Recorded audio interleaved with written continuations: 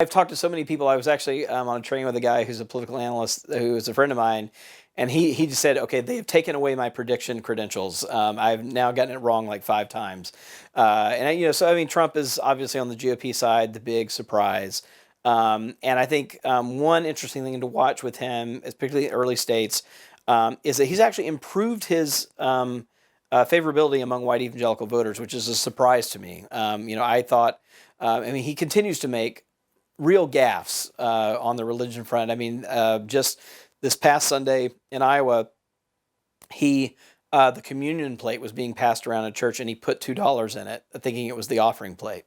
Right? I mean, this is something that politicians don't usually survive when they do. He talked about 2 Corinthians instead of the book 2 Corinthians. Just very clear, right? This is not his culture. It's not something that's a big part of his life, and yet he's kind of hanging in there. He went neck and neck with Rubio, who can talk very much about his faith, and so I think that's a real surprise. South Carolina is the next primary where there's a big religious set of voters on the GOP side. I think that will tell us something. And then, but I think that what we're seeing is kind of outsider candidates on both. Also we got a 72-year-old socialist who is hanging in there against a big establishment brand like Clinton.